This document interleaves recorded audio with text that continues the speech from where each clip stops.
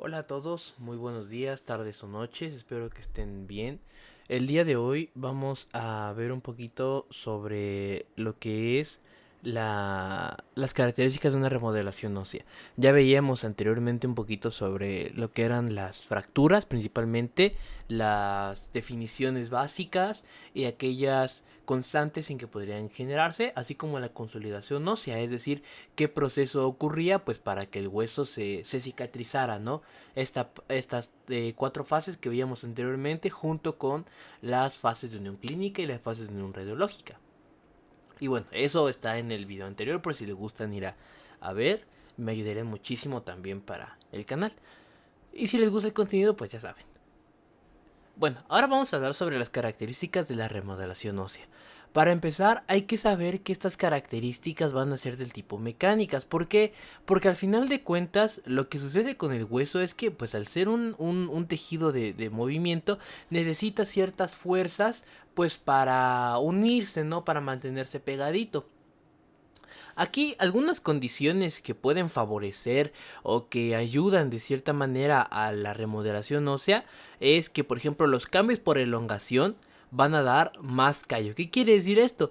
Que algunos cambios que se produzcan poco a poco hacia lo largo del hueso van a empezar a formar más callo porque van a formar mejor la circunferencia del mismo hueso y entonces todo el radio que se forme en el hueso pues va a ser adecuado porque el callo que se va a empezar a formar va a ser mucho mejor. Aquí por ejemplo es una radiografía, ¿no? De mano, específicamente pues fue una fractura de radio. Aquí se puede observar. Y bueno, para describirla podríamos decir que es una fractura de radio a nivel de diáfisis medial. En, de tipo espiroidea, si se dan cuenta tiene como una pequeña S, es como curveadita, de tipo espiroidea, no sé si se alcanza a ver muy bien.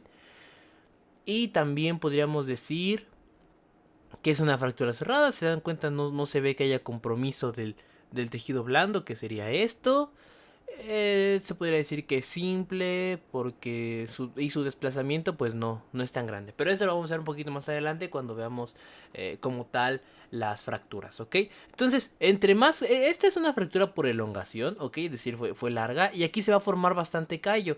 Poco a poco el callo va a empezar a formarse para que el hueso termine de osificarse, ¿no? Y todo el radio que se empieza a formar, porque bueno, el callo va a formar eso, pues va a ser adecuado para tener mejores resultados en cuanto a la cicatrización del hueso. ¿Ok? Aquí hay que tener un concepto bien importante que sería el de la osteosíntesis y el de la osificación. Aquí existen de dos tipos, la osificación primaria y la osificación secundaria. La osificación primaria es aquella que se da por osteosíntesis. ¿Y qué quiere decir esto de la osteosíntesis? Básicamente la osteosíntesis es aquel proceso en el que nosotros utilizamos cualquier medida externa para generar una mejor cicatrización del hueso. Aguja de Kirchner, clavos endomedulares, tornillos, placas, que una fijación externa, fijación interna, reducción cerrada, reducción, o sea, todo, bueno, reducción abierta, mejor dicho, todo aquello que necesite un tratamiento quirúrgico y de una forma más especializada va a ser lo que se conoce como una osteosíntesis u osificación primaria. ¿Cuál es la característica principal de esta? Que al estar tan pegado y al generar incluso con injerto para que el hueso comience a pegar, no va a dar un callo tan excepcional como el que da la osificación secundaria. Aquí existe un poquito de confusión, porque algunos autores dicen que definitivamente no da callo y otros que da un callo pequeño. Lo más común y lo que más encontré haciendo esta investigación fue que básicamente el callo que se forma es demasiado pequeño y que por lo tanto por eso se considera que no da uno. Sin embargo, también se genera, pero repito, es muchísimo muy pequeño y por lo tanto se dice que la osificación primaria no da callo, ¿ok? Eso sería como el punto principal y el punto base de este tipo de osificación que se basa justamente en la osteosíntesis, es decir, esta formación de hueso gracias al uso de otro tipo de estructuras externas. Aquí lo importante es que va a tener una reducción anatómica del espacio de fractura. Algunos autores, la mayoría, recomiendan que la reducción anatómica que sea, o sea que sobre todo para que haya una reducción correcta, no debe de existir una separación mayor de 0.5 a 1 centímetro. Porque si la separación, incluso 0.5 es lo más recomendado. Si la separación es mayor a esto, lo más probable es que simple y sencillamente el fragmento no pegue. Y como no va a pegar, se va a mantener todo el tiempo en esta posición. Pues no va a tener una consolidación adecuada y van a existir algunas complicaciones que vamos a ver más adelante. También se necesita de la estabilidad ósea. La estabilidad ósea, como dice aquí, conduce al desarrollo óseo. Porque si recordamos un poquito del video pasado, mencionábamos que entre los factores principales para que la consolidación sea adecuada va a ser la estabilidad, es decir, que el hueso no se esté moviendo pues para que pegue bien. Y dos, la vascularización. Si la estabilidad es correcta, el desarrollo óseo va a ser el adecuado, porque al final de cuentas lo que necesitamos es un molde exacto para que se pegue de manera correcta, y con que se pegue de manera correcta, ahora sí, vamos a poder estar en este lapso.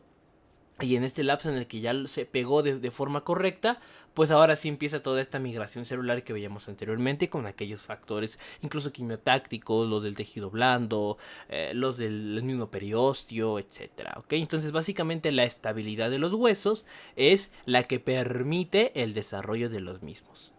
También vamos a ver que la osteosíntesis ayuda mucho a la remodelación haversiana, ¿no? Estos conductos de Havers que son los principales para formar el sistema de Havers, ¿no? El sistema de Havers es este sistema que tiene una arteria en medio y bueno, alrededor tiene como esas pequeñas laminillas circunferenciales que son la unidad básica del hueso, ¿no? La osteona como tal.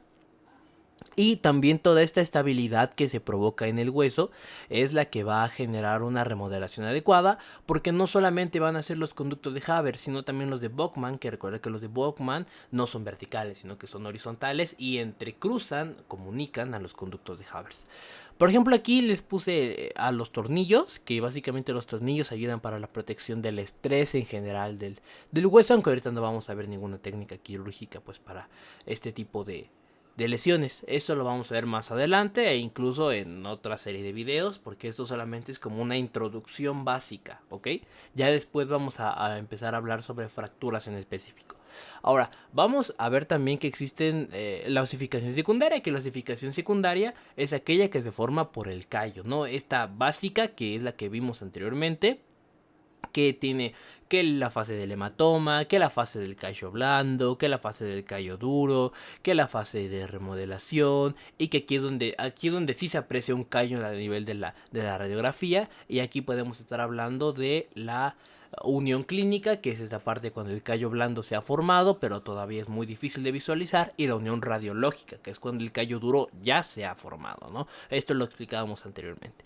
Ahora, el tiempo de consolidación también va a ser distinto. Por ejemplo, el hueso cortical es mucho más lento que el hueso esponjoso, ¿sí? O sea, incluso se habla de un doble de velocidad del hueso esponjoso, porque al final de cuentas es un hueso que se va a tiene estas ventajas, ¿no? Al ser trabecular, al tener como que más espacios y al no estar tan compacto como lo es el hueso cortical justamente, pues es más fácil su recuperación. Y incluso si hablamos de niños, por ejemplo, es muchísimo más rápido, porque hay que recordar que su periósteo es mucho más ancho y que también los factores del crecimiento en esta edad están a full. Así que aquí lo importante es que el tiempo de consolidación va a ser distinto, por lo que se debe de llevar una observación por imágenes. Por ejemplo, aquí un poquito sobre el remodelado, ¿no? Aquí pues es la fractura, aquí se alcanza a ver cómo se quiere componer, aquí se alcanza a ver cómo... Este es un hueso sano, ¿no? Pero grosso modo como poco a poco se empieza a componer hasta que nos va a dejar algo muy similar a esto. Aunque bueno, siempre queda como esta... no, por los factores de remodelación de los osteoclastos, no debería de quedar una... voluminosidad, por así decirlo, tan grande, porque bueno, se reduce gracias a las leyes de Wolf, o a la ley de Wolf, mejor dicho. Aquí vamos a ver algunos criterios de consolidación, es decir, ya vimos que sí existe una consolidación ósea, por dos maneras, que sería una quirúrgica, o bueno, más que quirúrgica, por osteosíntesis, denominada osificación primaria, y una que es la típica con el yeso, esperando que el propio cuerpo del paciente actúe y demás, pues sería la osificación secundaria. Pero ¿cómo decimos o cómo podemos ver que un hueso se está empezando a consolidar? Es decir, que el hueso está empezando a recuperarse y a cicatrizarse. Bueno, lo primero es que, por ejemplo, el Salter nos menciona estas pequeñas pautas que podemos llegar a seguir. La primera sería que debe de ser un segmento estable, sin dolor a la carga. Es decir, en la exploración que nosotros estemos haciendo y cuando apliquemos cierta presión y ciertos ejercicios en los que deba de hacer fuerza, no debe de existir dolor y debe de mantenerse la estabilidad en la extremidad o en la zona donde fue la fractura. 2. La movilidad debe de ser normal y la radiografía no debe tener presencia, es decir, sin presencia de línea de fractura, ¿no? Lo que veíamos anteriormente de que aquí ya se pueden empezar a hacer ciertos ejercicios de movilidad en los que ya podamos generar de cierta manera algún movimiento estable, que no haya dolor, que la movilidad no esté comprometida, que no exista una denervación incluso, por ejemplo, por afectación de algún nervio, por ejemplo, si es en el húmero, el braquial, o si es en el radiocúbito, podría hacerse por ahí el mediano, el mismo radial, o sea, etcétera, ¿no? Aquí depende mucho de la zona anatómica donde ocurra. Y la radiografía sin presencia de línea de fractura, ¿no? Como veíamos anteriormente, de esta unión clínica y la unión radiográfica, o sí, unión radiológica. Que la unión clínica básicamente sí ya va a haber estabilidad, pero todavía va a ser formado por cartílago porque es callo blando. Y en esta presencia, si hacemos una radiografía, todavía se alcanza a observar lo que es una línea de fractura. ¿Ok? Y si ya queremos ver la consolidación, es decir, si queremos evaluar a un paciente, debemos de pedir una radiografía y en ella ya no se debe de observar la línea de fractura, solamente sería como esta parte de ver pues el hueso como tal ya empezando a recuperarse incluso en fase de callo duro, ¿no? También pueden buscarse algunos marcadores, esto es más por cuestiones de investigación, algunos marcadores de reabsorción y deformación ósea, aunque esto no es tan común, sobre todo se piden y se utilizan más en aquellos pacientes que puedan tener algún riesgo en el tratamiento, ¿no? Como quienes, como bueno, todos los que tienen algún problema de osteoporosis y que necesitamos estar vigilando constantemente que los marcadores que se produzcan pues sean los adecuados en el momento adecuado para que no exista un retraso en la consolidación y por lo tanto problemas mayores que bueno, se pueden llegar a complicar más adelante, ¿no? Entonces, básicamente los marcadores de reabsorción y de formación ósea son eso, son proteínas, enzimas, moléculas que están en el organismo cuando existe un tipo de fractura y que por lo tanto son importantes para la investigación, pero que como tal para la consolidación clínica, a menos que exista algún problema extra, pues no son tan necesarios, la verdad. Solamente se pusieron acá porque eran parte de estos mismos criterios de consolidación. Ahora, como les decía, los huesos cambian, o sea, incluso en la misma persona, ¿no? O sea, si me curé muy rápido del húmero, por ejemplo, puede que no me cure tan rápido del coxis o de las vértebras o de la escápula, etcétera. O sea, los huesos cambian y cada hueso va a ser distinto. Al final de cuentas, lo que ocurre es que el hueso cortical, sobre todo, casi siempre se recomienda esta osificación primaria, ¿no? Sobre todo por el tipo de lesiones, aunque también puede usarse la osificación secundaria, o sea, de hecho aquí simple y sencillamente fue como lo más común, pero la osificación secundaria también es de hecho es muy utilizada, un yeso, un vendaje y demás, pues bueno, lo vamos a ver más adelante, ¿no?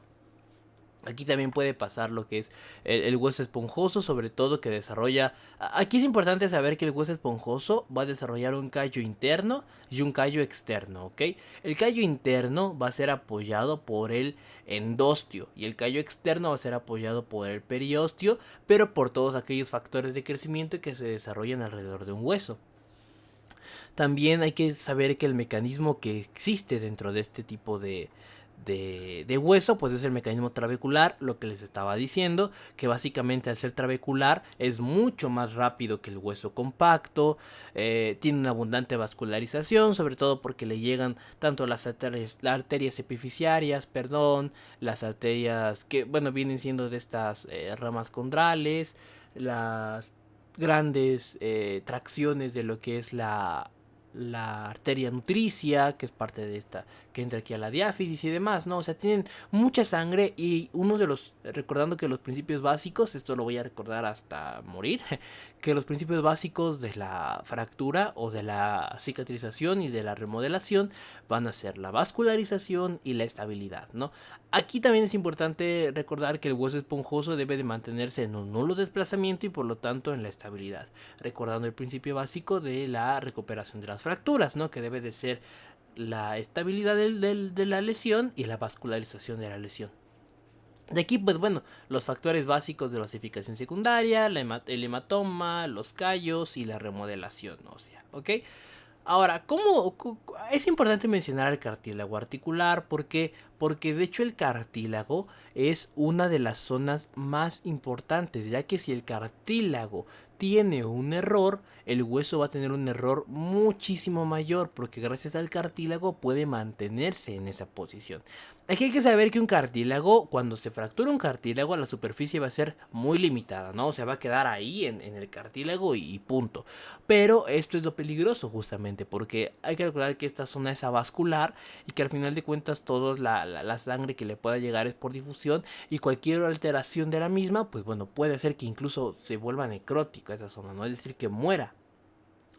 También hay que saber que algún tipo de reducción puede llegar a tener alguna artritis degenerativa porque bueno, si fue una mala reducción, por ahí puede haber una gran inflamación de las articulaciones y por lo mismo los movimientos que se produzcan después van a ser malos porque ya se dejó una artritis, es decir, la articulación quedó inflamada porque no se hizo una buena reducción. También podemos hablar de la irregularidad, es decir, de la incongruencia articular que puede llegar a tener un cartílago, ¿no? Porque, por ejemplo, si no tenemos una buena reducción y lo que les decía, no dejamos todo básicamente pues al ahí se va, ¿no? Y que queda todo como de lado o no sé, una mala reducción, al final de cuentas lo que ocurre es que va a haber una incongruencia articular. ¿Qué quiere decir esto? Que el cartílago simple y sencillamente va a pegar mal y al pegar mal lo que sucede es que la función de la articulación completa y de la extremidad en sí se va a ver muy afectada. Aquí lo más importante es que también para la recuperación, es decir, cuando ya evaluamos el cartílago, cuando ya vimos la lesión, cuando ya nos aseguramos de que podemos hacer una reducción simple, perdón, una reducción, o que necesitamos hacer osteosíntesis, o sea, cuando ya evaluamos todo el paciente y ya se le hizo el tratamiento necesario, pues bueno, lo que recomienda el autor, sobre todo en Salter, es generar un movimiento pasivo continuo, porque esto tiene tasas de éxito de curaciones mayores al 80%. O sea, este movimiento pasivo continuo básicamente se basa en tener pequeños movimientos alrededor de la articulación necesaria, del cartílago necesario, para que este no pierda esta función que es la movilidad justamente. De hecho, una de las complicaciones, como vamos a ver un poquito más adelante, es esta inmovilidad patológica que puede llegar a presentarse. Además de que debemos de tener un adecuado tratamiento postoperatorio, es decir, seguir al paciente, evaluarlo constantemente, sobre todo ver la fuerza de la articulación, ver los movimientos que realiza con esa articulación, ver aquellos puntos importantes también, como lo es la vascularización que tiene, si no hubo afectación de un nervio, cómo están los músculos, es decir, si hay demasiada atrofia, compararlo sobre todo, incluso una de las principales recomendaciones es comparar el lado afectado con el lado sano y así vamos a poder tener una idea de cómo vamos avanzando, ¿no? Y implementar estos criterios de consolidación que veíamos anteriormente.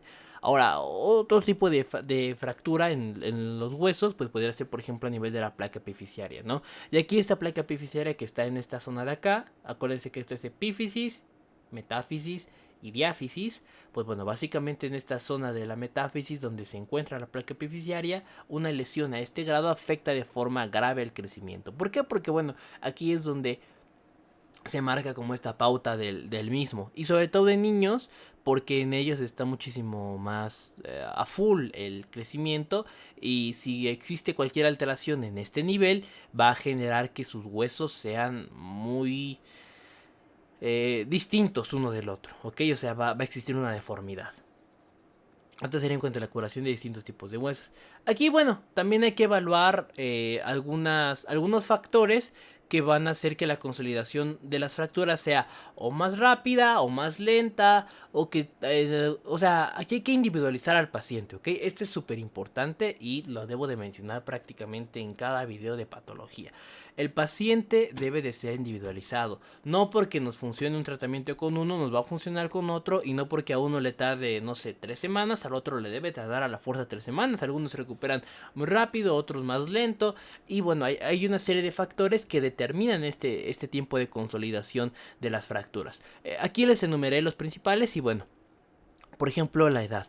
Aquí hay que saber que la infancia no es igual a la vejez. Como veíamos anteriormente, el periósteo, por ejemplo, de los niños es muchísimo más amplio, muchísimo más ancho que el de un adulto. Entonces, si el periósteo va a estar aportando constantemente factores del crecimiento, células periostales y además contribuye a la formación de un callo, pues obviamente entre más ancho sea, más de estos elementos va a dar. Y entre más delgado sea, pues menos elementos va a dar. Entonces, por eso es que el tiempo de curación en un niño es muchísimo más rápido que en un paciente mayor. Incluso en un paciente mayor se le pueden sumar otros fenómenos como la osteoporosis, como el cáncer, como una baja densidad ósea, o sea, como la diabetes, etcétera. O sea, todos como el uso de corticoides, incluso todos aquellos factores que hagan que el tiempo de consolidación sea mucho menor, pues van a ser muy positivos para la recuperación, ¿no? Por ejemplo, una recuperación mucho más rápida se da en niños porque, bueno, estos tienden a tener un hipercrecimiento, la hormona del crecimiento está full, no es común que tengan, al menos que sea diabetes tipo 1, ¿no? Pero no es común que tengan alteraciones metabólicas graves, que tengan un tratamiento muy amplio por inflamaciones crónicas, o sea, se presenta obviamente sí, ¿no? Por estas enfermedades autoinmunes, pero no es tan común a como lo es en la vejez, ¿no? Entonces, estos factores de la vejez que hacen que sea muchísimo más lenta la consolidación son las que determinan en este momento que la edad sea un factor importante. Bueno, lo que les decía, ¿no? La actividad osteogénica del periósteo o el endostio, pues bueno, en los niños es mucho más amplio, ¿no? Y bueno, un hecho curioso, por ejemplo, es que a esta parte de la edad se le puede atribuir esto de la diáfisis femoral, porque dice 2 años son igual a las semanas. A partir de los 3 años, incluso la recuperación de la diáfisis femoral es según las semanas, los años, perdón, que tiene una persona. Por ejemplo, si yo tengo 3 años, va a ser perdón, a partir de los 8 años va a ser de 8 semanas, de los 9 años va a ser de 9 semanas y así hasta las 20 semanas. Las 20 semanas es como el periodo más común en que la diáfisis femoral se ponga completamente ya sanada, ¿no? Que es bastante. Pero bueno, solamente fue como un hecho curioso que les quise poner, que en la diáfisis femoral los años que tenga una persona van a ser iguales a las semanas que va a necesitar para recuperarse. Aquí también, por ejemplo, la localización, otro factor sería la localización y la forma del hueso, ¿no? Un hueso esponjoso se recupera más rápido, por ejemplo, la forma irregular se va a recuperar más rápida porque es completamente esponjosa que estos huesos que son más compactos. Sobre todo si está rodeado de músculo va a tener una velocidad mayor, porque como veíamos anteriormente, si un hueso está muy rodeado de tejido blando, el mismo tejido blando le da factores del crecimiento para que éste se desarrolle de mejor manera. Y al estar muy rodeado por tejido blando, pues obviamente va a tener una velocidad muchísimo mayor del crecimiento, porque le van a estar dando muchos más factores para que se desarrolle. El hueso esponjoso va a ser mucho más rápido, como ya veíamos anteriormente, por esa parte de las trabéculas, por la parte de la vascularización, y que bueno, el hueso esponjoso sobre todo se va a encontrar en aquellos huesos planos y las zonas epifisiarias, ¿no? Aquí era al revés, las epífisis se desarrollan más que las metáfisis, por lo mismo, ¿no? De que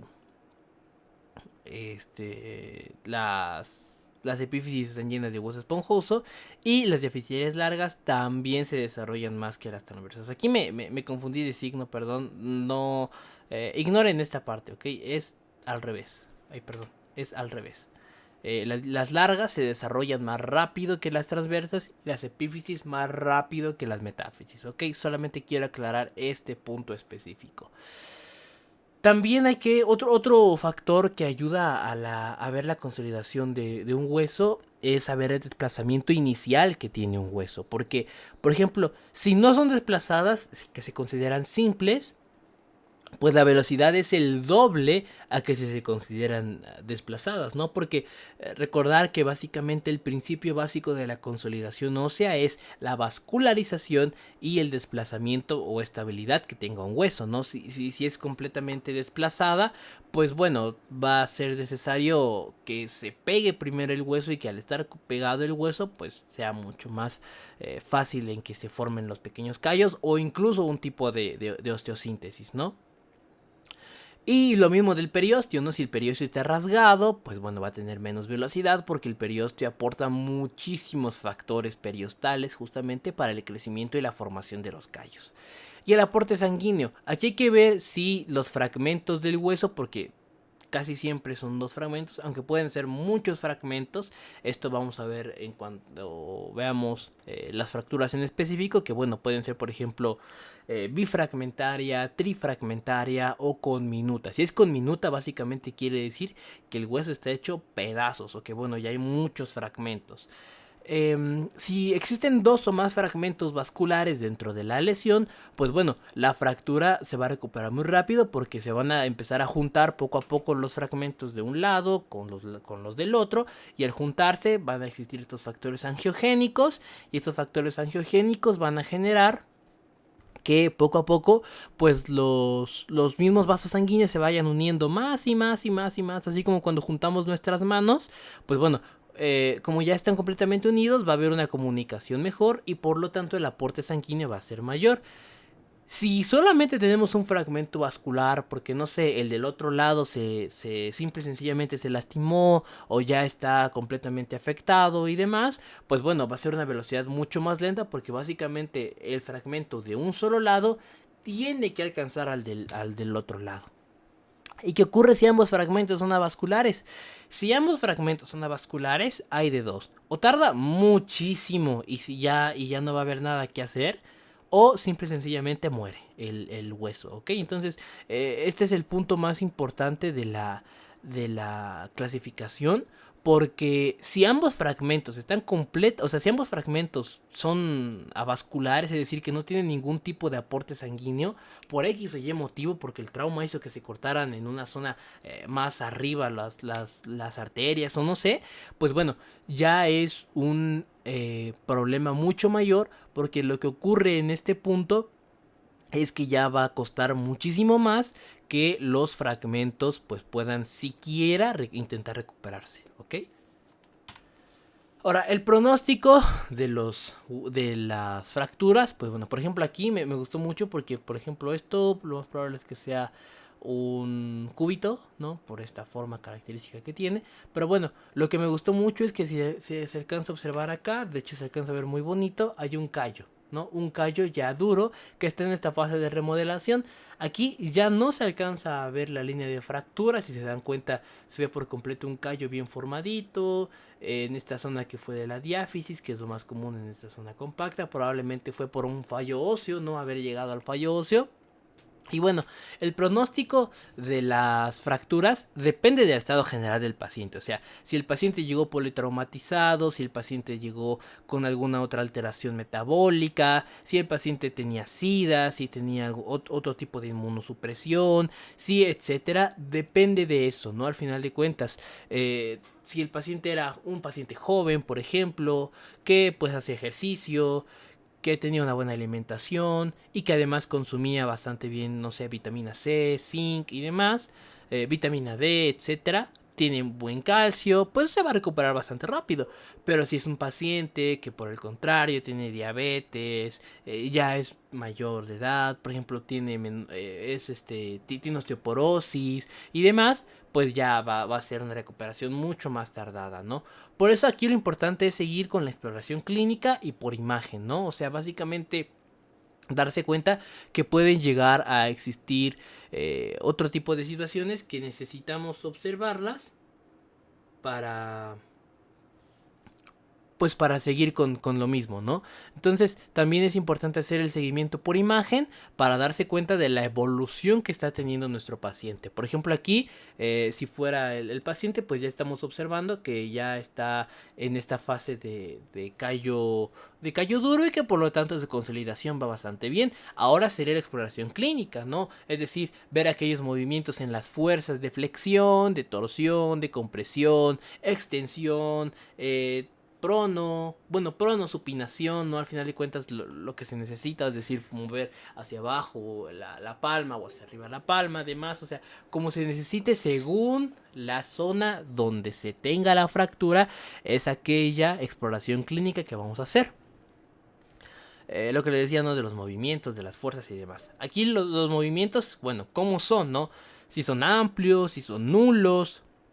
De aquí es importante el sentir médico y el sentir del paciente. O sea, un médico puede mover, explorar y todo, pero al final de cuentas el que lo va a decir o el que va a decidir al final de todo cómo se está sintiendo es el paciente. O sea, preguntar, ¿le duele realizar esta maniobra? ¿No le molesta realizar esta maniobra? ¿Cómo se ha sentido? ¿Qué tal le está sintiendo la sensación? ¿Ha escuchado ruidos? ¿Le duele? ¿No le duele? ¿Cómo está el movimiento de los dedos? Etcétera, ¿no? Y preguntarle también por esta parte de cómo se ha sentido, cómo ha ido la recuperación. Sobre todo porque repito, es necesario individualizar al paciente. Por ejemplo, si es un paciente mayor que no tiene a nadie que lo cuide, bueno, cómo le ha estado yendo, cómo le ha estado haciendo y demás. Y aquí es importante evaluar esta parte de las fases de unión, ¿no? La fase de unión clínica, la fase de unión radiológica, etcétera. Por ejemplo, la fase de unión clínica sí tiene un callo óseo, pero pues no tiene fuerza, ¿no? Y es completamente entendible porque, bueno, todavía se está empezando a formar el callo blando, que sería esta parte de acá, ¿no? Del fibrocartílago. Y bueno, después, ya conforme vayamos trabajando con el paciente, conforme vayamos viendo su evolución, vamos a poder observar y realizar pruebas mayores. Por ejemplo, estos movimientos amplios en los que queramos observar, no sé, el movimiento muscular, el estado de las articulaciones, de los nervios, vascularización y demás, pues ya lo vamos a poder hacer en estadios posteriores. Aquí hay que saber que pueden llegar a existir complicaciones. Esta imagen me gustó mucho porque, bueno, es básicamente una radiografía normal, ¿no? O sea, que no haya ningún otro tipo de alteración. Pues bueno, ¿qué complicaciones podemos llegar a presentar? Y esta, por ejemplo, tiene lo que les mencionaba, ¿no? La anteroposterior y la lateral, ¿ok? Es que son las radiografías más pedidas para lo mismo.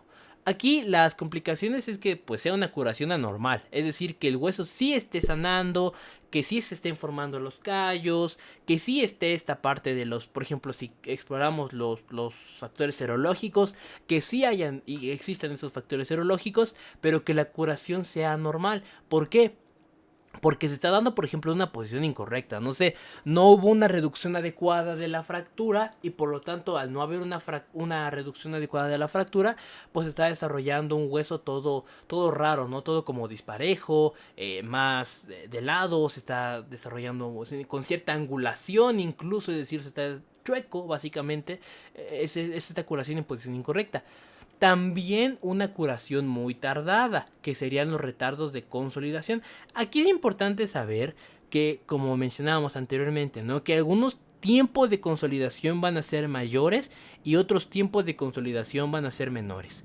Los tiempos mayores se van a dar en ciertos huesos y en ciertos pacientes, y los menores igual. Aquí es importante observar cuando ya estamos hablando de un retardo y cuando ya estamos hablando de que definitivamente no pegó el hueso.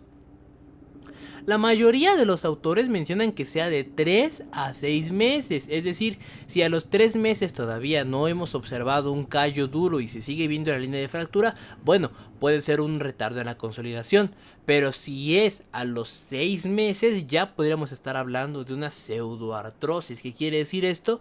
Que el hueso pues nunca formó un tejido óseo, sino que se quedó todo el tiempo con tejido de tipo blando, de tipo fibroso. Entonces es importante aprender a diferenciarlo y sobre todo evaluar, por eso repito, individualizar, ¿no? Si es un paciente mayor, si es un paciente geriátrico, si es un niño porque no cura, si es un paciente mayor, bueno, podríamos tener cierto margen, pero pues repito, aquí depende muchísimo del caso en específico y de la situación en la que estemos. Otra curación anormal podría ser que simple y sencillamente haya ausencia de unión, o sea que los huesos no se unen porque X o Y motivo y por lo tanto no, pues hay ausencia de unión, ¿no? Y aquí ya es necesario evaluar y lo más seguro es que necesita realizar un injerto pues para pegar a la fuerza casi los huesos, ¿no? Y lo que les decía, ¿no? De la unión fibrosa que sea por un retardo de la consolidación muy amplio que se llama la pseudoartrosis.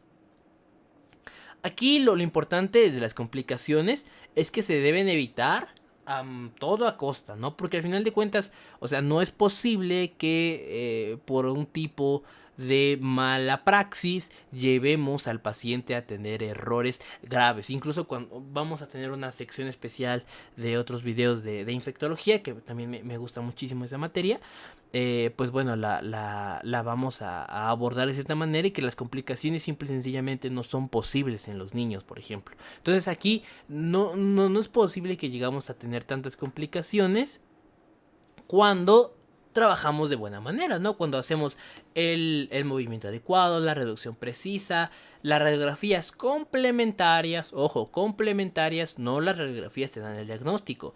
Radiografías te ayudan al diagnóstico, pero tu diagnóstico debe de ser clínico al final de cuentas. Entonces debe de ser evitar con un tratamiento preciso y con las medidas necesarias, ¿no? Es decir, decirle, pues por favor no mueva tanto el brazo, cuide mucho ese brazo, por ejemplo, no, obviamente no cargue pesado, descanse, necesita venir cada tanto tiempo, realizarse estos estudios cada tanto tiempo, me los trae y demás, ¿no? Vamos a hacer estos ejercicios, incluso en casa podemos ver si ya se fue de alta, bueno, por favor haga estos ejercicios para que la recuperación del miembro sea completamente adecuada o del hueso sea adecuada y demás. También pueden existir algunas complicaciones que son locales o sistémicas, que vamos a ver un poquito más adelante. Locales sobre todo a nivel del hueso o sistémicas con complicaciones en todo el organismo, que son de más miedo incluso, ¿no? Al final de cuentas también está esta parte de complicaciones que pueden ser inmediatas, es decir, apenas fue la fractura y ya tiene una complicación, como una hemorragia, por ejemplo, pero eso lo vamos a ver un poquito más adelante, o tardías. Tardías quiere decir que son sobre todo por iatrogenia, porque no se atendió bien al paciente y ya le provocamos un choque séptico, por ejemplo, una osteomielitis, ya tiene un problema a nivel del hueso, ya tiene una alteración a nivel del riñón incluso, o sea, ya es algo completamente más grave, ¿no? Y también, pues bueno, entre las complicaciones se ven lesiones asociadas posteriores. Lo que les decía, ¿no? Jerarquizar al final de cuentas los problemas, pues para que cualquier problema que se necesite no sea, pues, tan dejado al ahí se va, ¿no? Sino que también hay que empezar a ver aquellas lesiones que quizás sí son menores, pero que también necesitan atención.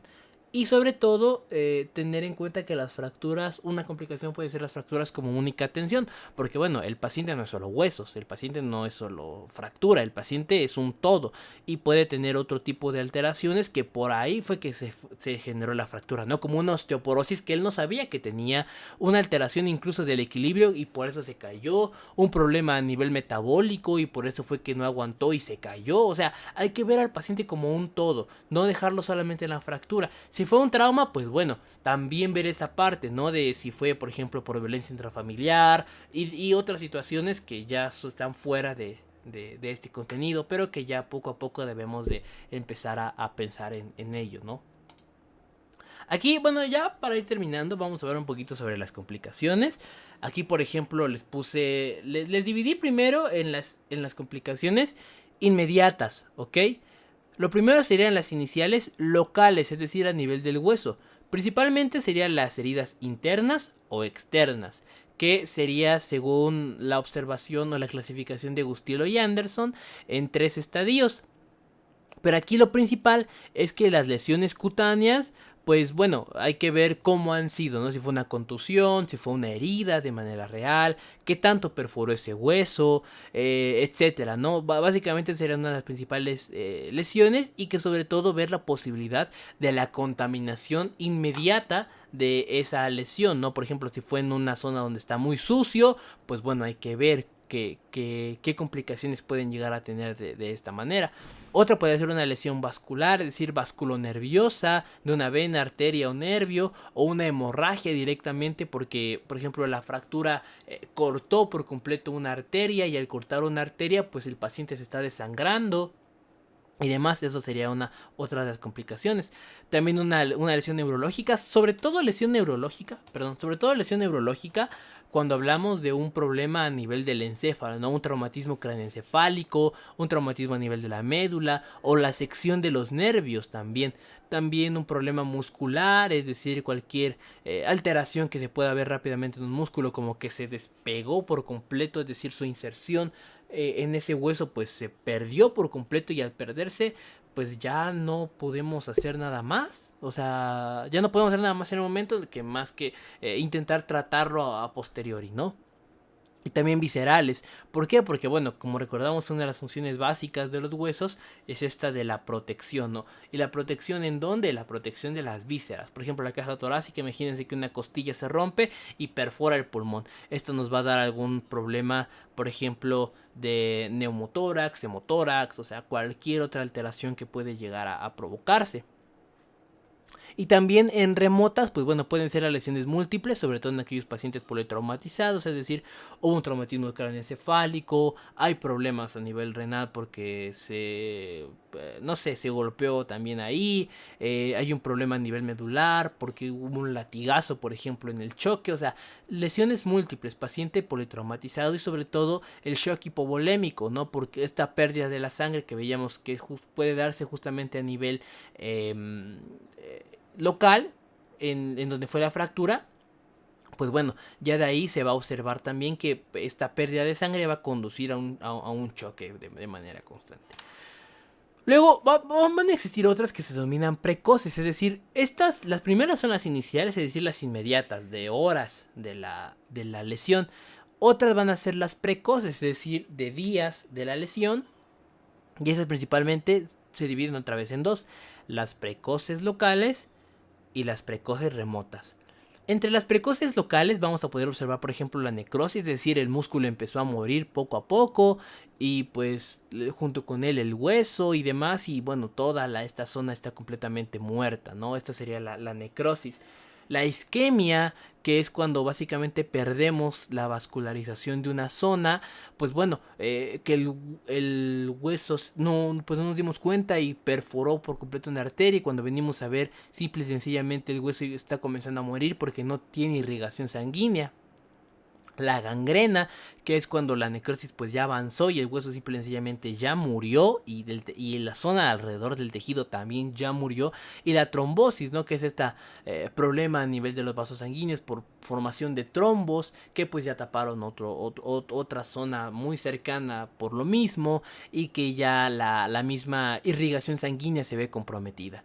También puede hacer alguna complicación articular, lo que les mencionaba, ¿no? De que las fracturas casi siempre vienen asociadas, sobre todo por el aspecto en el que el hueso pues chocó con la articulación, por ejemplo, y esa articulación pues ya se ve toda dañada, se ve mal, ¿no? Las cápsulas articulares pues se ven afectadas de forma grave. También otra complicación precoz local, es decir, muy rápida, podría ser la osteomielitis. Es decir, no vimos que, por ejemplo, un fragmento quedó atorado y lo redujimos solo así, o no sabíamos la clasificación de Gustilo y Anderson, y por ello pensamos que no debíamos dar antibiótico en ese momento, sino que simplemente debíamos de reducir la fractura y suturar, pero pues el hueso sí necesitaba una posibilidad o tenía una gran posibilidad de infección, y por lo tanto ahí es donde vamos a llegar a ver a la osteomielitis, ¿no? Y también la necrosis avascular, es decir, que esto no es tan común, pero también es posible que básicamente el tejido murió por lo mismo, ¿no? Que se generó una isquemia y básicamente se quedó esta zona sin nada de sangre, y que por lo tanto la sangre pues no va a poder estar en esta región y así pues ya no existe esta posibilidad de que el tejido se recupere. Ahora, van a existir otras que se llaman las precoces remotas, es decir, a distancia, pero que son muy rápidas, ¿no? Como cual, como la embolia grasa. Hay que recordar básicamente que el cuerpo, específicamente en el hueso, existe la médula ósea amarilla, ¿no? Que la médula ósea amarilla es básicamente tejido adiposo, que bueno, está albergado en esta región. Cuando existe una fractura y se rompe, se pierde la continuidad, pues este contenido también tiende a salir y estas bolitas de grasa, tal y como se ven aquí, pueden viajar por todos los vasos sanguíneos e incluso generar un taponamiento cardíaco o generar un infarto, incluso un trombo. O sea, aquí ya depende muchísimo de qué ocurra, ¿no? Pero básicamente la embolia grasa sería como esta ruptura de la médula ósea amarilla y la salida hacia el torrente sanguíneo.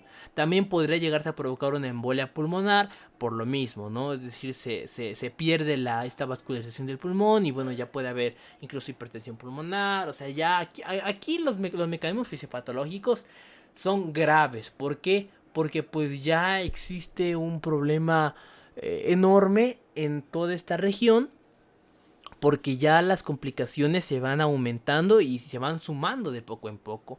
Podría llegarse a presentar incluso neumonía por la misma infiltración bacteriana, el tétanos porque pues se infectó y fue por el mismo mecanismo de lesión, y hasta delirium tremens, que delirium tremens es básicamente una complicación en la que pues como su nombre lo dice, deliramos por que alguna bacteria, alguna infección o algún tipo de lesión causó un problema a nivel nervioso. ¿Ok? Entonces, pero eso sobre todo se ve en estas precoces remotas.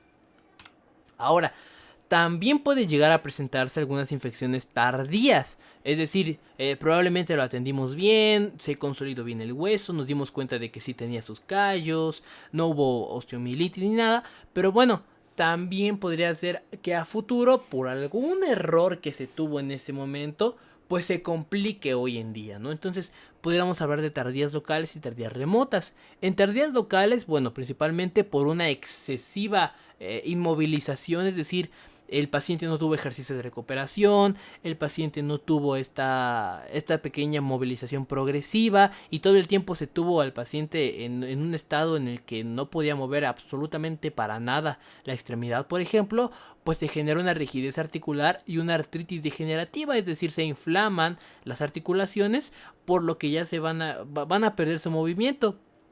Y por esto mismo, pues el paciente va a carecer de este movimiento, ¿ok? También puede ser un error de consolidación, lo que veíamos anteriormente, no si es un retardo o si es una pseudoartrosis directamente. La alteración del crecimiento, sobre todo por un problema a nivel de la línea epifisiaria, ¿no? En niños es muy común que una extremidad les quede más larga que otra cuando se han fracturado y pues bueno, por eso es que ocurre esta alteración del crecimiento. Una osteomielitis crónica también puede ocurrir que, por ejemplo, en un inicio no nos dimos cuenta de la infección, se infectó ese hueso, se trató, pero bueno, constantemente va a estar infectándose, va a estar doliendo y se va a sentir muy mal el paciente. También podríamos estar hablando de una osteoporosis postraumática o también denominada como osteoporosis de Sudeck, que es básicamente cuando el tejido ha perdido densidad ósea, por lo tanto ha perdido masa cálcica, y con esta misma masa cálcica que ha perdido, pues bueno, el hueso pues va a quedar muy débil después del trauma, ¿ok? Una refractura, esto es común sobre todo cuando no se ha recuperado bien y ya está queriendo hacer sus actividades también el paciente, o cuando no quedó bien consolidado y es un esfuerzo mínimo con ello, o también cuando ya hay otras alteraciones, ¿no? Entonces también podría ser una infección tardía local, lo que es la refractura. Miositis osificante, que es un problema a nivel de los músculos, ¿no? Que se hacen muy rígidos. Una rotura tendinosa tardía por esta compresión que también se puede formar cuando generamos una reducción. O una parálisis nerviosa tardía también, ¿no? Sobre todo cuando existen problemas a nivel de una sección nerviosa en la que no nos damos cuenta, y cuando venimos a ver, el paciente ya no puede mover esa zona del cuerpo porque simple y sencillamente está denervado, es decir, se cortaron por completo los nervios de esa región.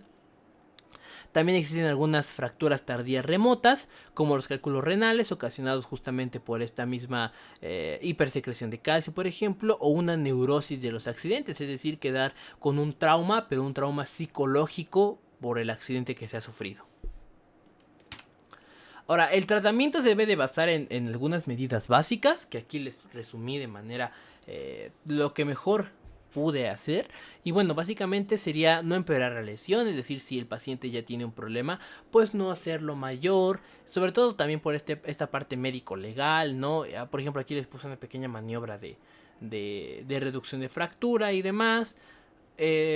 Todo este empeoramiento de la lesión se puede evitar con la identificación de la fractura, la prevención de los factores de riesgo y el tratamiento de las complicaciones en caso de que puedan llegar a aparecer. ¿Ok? También se debe de observar los tejidos blandos porque son propensos a las infecciones y también a cualquier otra alteración que exista en ellos, como un problema muscular, un problema vasculonervioso, etc. El tratamiento y el diagnóstico deben de ser precisos, basándose en qué? En estos factores que están acá. En la edad del paciente, si es un niño, si es un adulto mayor, conocer que los niños pues tienen un periodo mayor y que por lo tanto deben de recuperarse más rápido, la localización del hueso, no es lo mismo una fractura a nivel de epífisis que a nivel de diáfisis, o es decir, de hueso esponjoso que de hueso compacto, la configuración de la fractura, es decir, si fue de forma transversa, longitudinal, oblicua, espiroidea, con minuta, incluso en cuántos fragmentos se ha puesto, el desplazamiento, es decir, si es simple, si es compleja, o sea, si es simple es básicamente que, por ejemplo aquí, ¿no? Que básicamente sí se fracturó una fisura, pero pues bueno, no hubo un desplazamiento por completo del hueso, ¿no? Entonces eso es importante también de observar. También el aporte sanguíneo que existe en el cuerpo, es decir, qué tanta sangre le está llegando al organismo y si esa sangre es la adecuada, si no es la adecuada, o sea, todo lo que llega a ocurrir, ¿no? También el seguimiento del callo, en qué periodo estamos, si la unión clínica, si la unión radiológica, qué tanto tiempo ha pasado desde la fractura y qué tanto tiempo está a partir de ahora que le estamos dando el seguimiento, ¿no? Jerarquizar la reducción, sobre todo viendo si es abierta, si es cerrada, priorizar estos movimientos, identificar cuál es el tratamiento a seguir, darse cuenta de que incluso a veces no vamos a ser los más capaces para la reducción y que por lo tanto necesitamos un tratamiento quirúrgico que ya entra fuera de este video, ¿no? Este tratamiento quirúrgico ya va a ser dependiendo del especialista, del momento, del por qué, del cuándo, del cómo, etcétera. Todos los factores que pueden llegar a producirse. También identificar que el tratamiento tiene objetivos y los objetivos principales serían aliviar el dolor. En ocasiones con una simple inmovilización y los analgésicos ya estamos del otro lado porque fue una fractura un poquito más simple, no es tan compleja como que ya estuvo, o sea, explotó el hueso o que ya afectó más nervios y demás, sino que a veces solamente fue como esta fisura y que se necesita en muchas ocasiones que exista la inmovilización y analgésicos, generando una posición satisfactoria de los fragmentos, ¿no? Que es esta parte de la estabilización y la inmovilidad adecuada, sobre todo para que los fragmentos peguen, como se dice coloquialmente, de manera correcta. Con ello se va a estimular la unión ósea, ¿no? Al final de cuentas lo que buscamos es que el hueso se cicatrice y que al generar esta cicatrización, pues el mismo hueso comience a hacerse mucho mejor, ¿ok? El objetivo del tratamiento también debería de ser restablecer la función óptima con ejercicios activos, ¿no? Es decir, que el hueso sí se quede inmóvil, sí se encuentre en una posición que no tenga un desplazamiento tan grande, pero que también hayan ciertos ejercicios que ayuden a recuperar la funcionalidad del hueso, ¿ok? O de la articulación o de los movimientos en general, porque en ocasiones se hace que el hueso pues quede completamente rígido y no se mueve hasta que ya pegó, y por lo tanto como no se mueve hasta que ya pegó, pues no vamos a poder tener un proceso adecuado del mismo, ¿ok? Entonces por eso se necesitan estos ejercicios activos para que la función de los huesos sea la adecuada. También, pues bueno, debemos de seguir con las leyes de la naturaleza, es decir, saber que los callos pues tienden a estar ahí por algo y que por lo tanto lo único que debemos de hacer es darle la estabilidad y la protección necesaria a la lesión para que el mismo cuerpo comience a desarrollar factores del crecimiento. También estudiar aquellos estadios por edad, es decir, en un niño cómo se espera que curse la lesión, en un joven cómo se espera que curse la lesión, en un adulto cómo se espera que curse la lesión y en un anciano cómo se espera que curse esa lesión, ¿no? Y también la protección que se debe de dar para los pronósticos, es decir, dar pronósticos realistas, o sea, decir, bueno, pues vamos, fue una fractura muy fuerte, por ello es que tuvimos que hacer esto y lo otro, y el tiempo de recuperación va a ser tal y tal y tal, y se espera esto, esto y esto, ¿no? Pero ser sobre todo pronósticos reales. Como dice aquí, un tratamiento realista y práctico. O sea, conocer si el paciente tiene las capacidades para poder llevar a cabo este tratamiento o si hacemos otro también individualizándolo, viendo los objetivos específicos del tratamiento, es decir, ¿qué queremos? Queremos que el paciente se recupere, queremos que no tenga dolor y que recupere la funcionalidad de la extremidad o del hueso en general que se ha fracturado. Pues bueno, en ese caso vamos a hacer esto y lo otro, ¿no? Entonces tener objetivos bien claros de qué queremos con el tratamiento. El conocimiento sobre los factores de riesgo, es decir, si el paciente tiene diabetes, tiene hipertensión, tiene cualquier otra alteración como un tratamiento alargado con corticoides, si ya tiene osteoporosis, si vive solo, o sea, cualquier otro mecanismo que pueda llegar a generar una fractura, de nuevo, o sea, una refractura, tenemos que evaluarlo y que sea nuestro conocimiento sobre estos factores, ¿ok? También la relación costo-beneficio, es decir, qué vamos a hacer, cómo lo vamos a hacer, es lo más adecuado, es lo menos adecuado, qué tan bien lo puede tomar el paciente, o sea, esta relación costo-beneficio, evaluarla por completo. Y volvemos al mismo punto, tratamiento individualizado, es decir, la edad, el sexo, la profesión de la persona, la enfermedad que pueda llegar a la persona y demás situaciones que tengan o que generen alguna alteración mayor a la fractura, ¿no? Y sobre todo esta adaptación de las necesidades, es decir, si es un paciente que no le importa tanto esta parte física, a veces puede quedar con un saliente, por ejemplo, en la clavícula, ¿no? Es decir, una pequeña elevación en la clavícula que es parte del callo, se les explica que tiene esta sensación, pero por ejemplo si es una modelo que necesita esta parte o un modelo que necesita esta parte pues del aspecto más estético, también ver las necesidades del paciente, ver la adecuación que se va a hacer a su tratamiento y entender el por qué lo hace, o sea, sobre todo esta parte de la empatía que en muchas ocasiones pues sí nos hace bastante falta.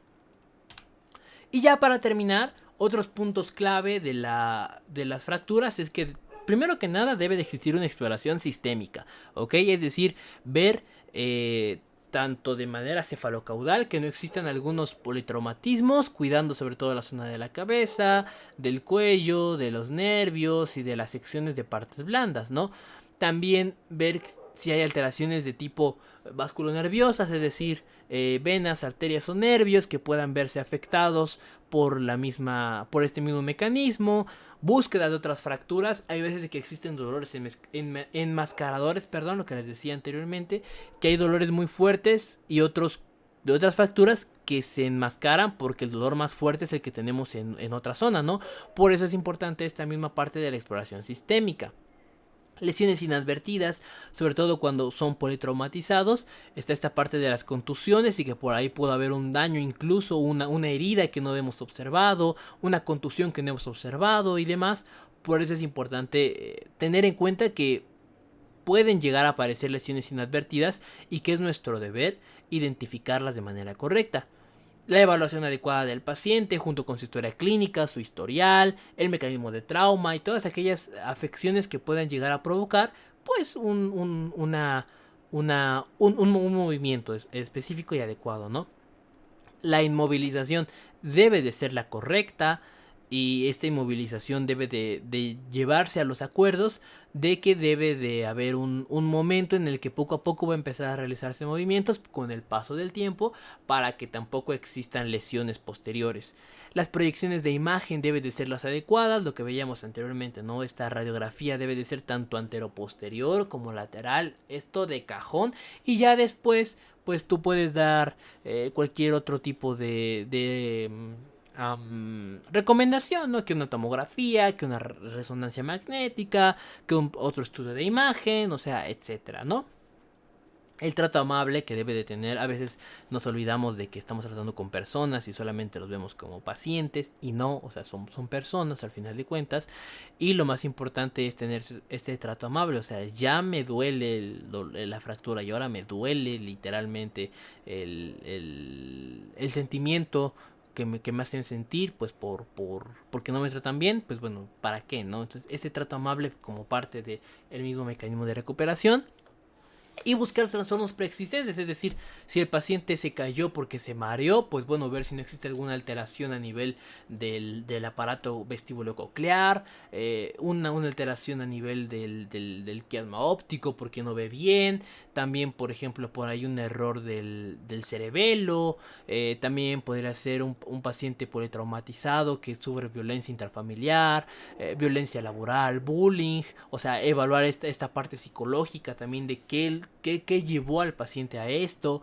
y demás situaciones, ¿no? Cómo se está sintiendo, o sea, ver trastornos preexistentes que puedan llegar a provocar cualquier tipo de lesión. Y bueno, con esta imagen del doctor sosteniendo un hueso, es como me despido de este video. La verdad fue un video bastante larguito. Espero que les haya gustado, que les haya servido.